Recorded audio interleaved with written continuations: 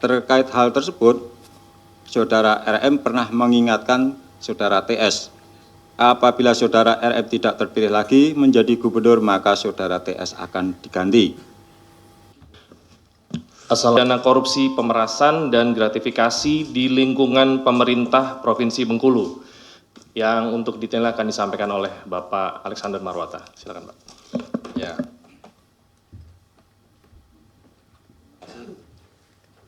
Teman-teman, kami mohon maaf teman-teman menunggu terlalu lama ya karena banyak surat-surat yang harus ditandatangani dan dikoreksi.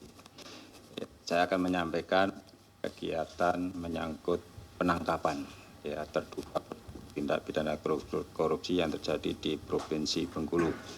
Perkara ini sudah dilakukan ekspos tadi sore ya setelah para terduga pelaku datang ke KPK, dan dalam ekspos tersebut dihadiri oleh 3 pimpinan, saya, Pak Nawawi, dan Pak Tanak.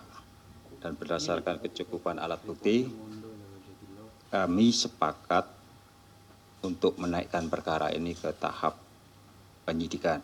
Jadi Pak Tanak juga setuju, artinya beliau juga tidak keberatan dengan adanya kegiatan-kegiatan penangkapan seperti ini. Jadi jangan ditanyakan lagi besok kalau ada Pak Tanak itu kan.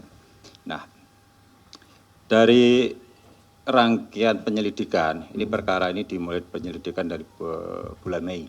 Ya, jadi sudah lama sebetulnya. Jadi proses penangkapan ini bukan tiba-tiba seketika ya, tetapi didahului dengan proses penyelidikan berdasarkan informasi yang diterima dari masyarakat atas adanya mobilisasi ya terkait dengan akan ikut sertanya yang bersangkutan tersangka petahana gubernur untuk mengikuti pilkada nanti pada bulan November yang hari Rabu nanti akan dilakukan pencoblosan.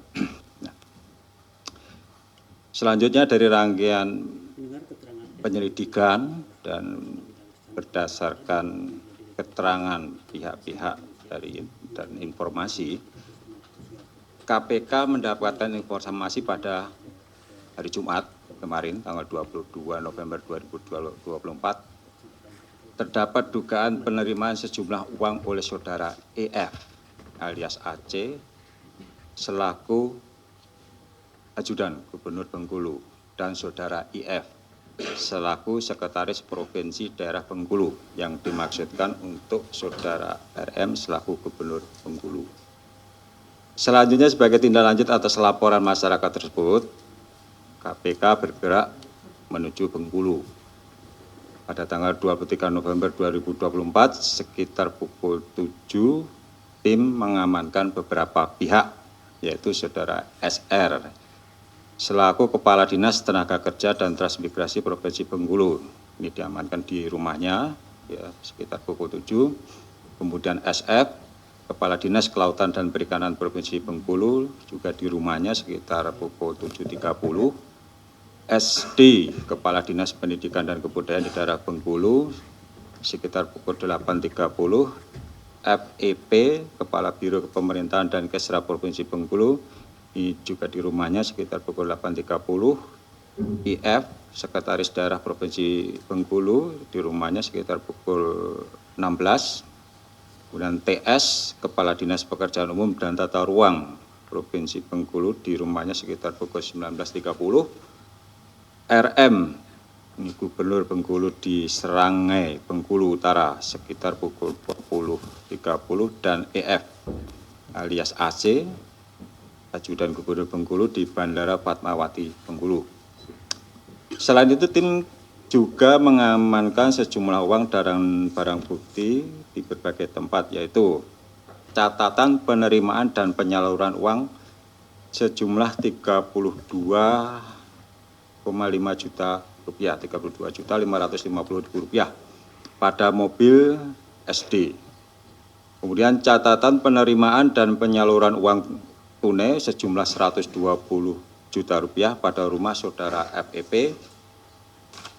Kemudian uang tunai sejumlah 370 juta pada mobil Saudara RM serta catatan penerimaan dan penyaluran uang tunai sejumlah total sekitar 6,5 miliar dalam mata uang rupiah, dolar Amerika, dan dolar Singapura pada rumah dan mobil saudara EF.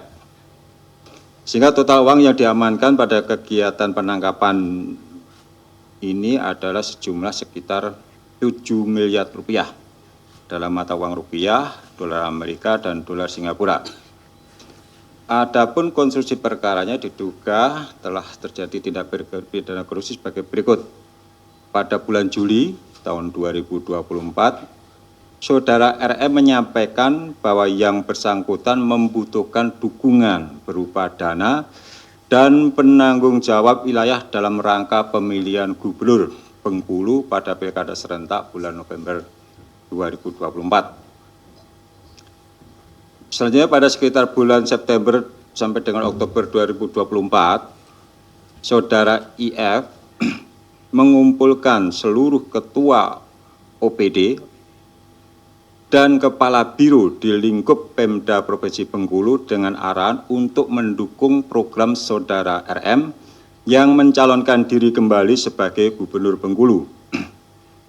Saudara SF menyerahkan uang sejumlah 200 juta rupiah kepada Saudara RM melalui Saudara EP dengan maksud agar Saudara SF tidak dinonjobkan sebagai kepala dinas. Saudara TS mengumpulkan uang sejumlah 500 juta yang berasal dari potongan anggaran ATK, alat tulis kantor, potongan SPPD, surat perintah perjalanan dinas, dan potongan tunjangan pegawai. Terkait hal tersebut, Saudara RM pernah mengingatkan Saudara TS, apabila Saudara RM tidak terpilih lagi menjadi gubernur, maka Saudara TS akan diganti.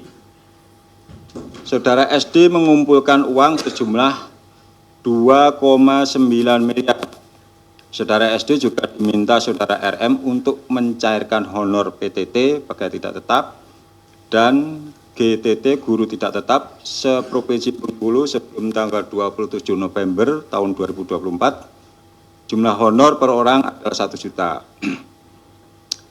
Kemudian pada bulan Oktober 2024, Saudara FEP menyerahkan setoran donasi dari masing-masing satker di dalam tim pemenangan Kota Bengkulu kepada RM melalui EP sejumlah 1.405 juta rupiah. Kemudian selanjutnya para pihak tersebut dibawa ke Jakarta. Tadi sudah dibawa ke Jakarta dan kemudian dilanjutkan dengan pemeriksaan kepada para pelaku terduga korupsi. Atas fakta peristiwa tersebut, kemudian KPK telah menemukan adanya permulaan bukti yang cukup dan menaikkan perkara ini ke tahap penyidikan. KPK selanjutnya menetapkan 3 orang sebagai tersangka, yaitu RM, Gubernur Bengkulu, IF, Sekretaris Daerah Provinsi Bengkulu, dan EP atau AC, ini Ajudan Gubernur Bengkulu. Atas perbuatannya, para tersangka disangka telah melanggar ketentuan pada pasal 12 huruf E dan pasal 12 huruf E ini pasal pemerasan ya, dan pasal 12B besar gratifikasi. Undang-Undang Nomor 31 Tahun 99 sebagai telah dirubah dan Undang-Undang Nomor 20 Tahun 2001 pasal KUHP. KPK selanjutnya akan melakukan penahanan kepada para tersangka untuk 20 hari pertama terhitung mulai hari ini tanggal 24 November tahun 2024 sampai dengan tanggal 13 Desember tahun 2024. Penahanan dilakukan di Rutan Cabang KPK.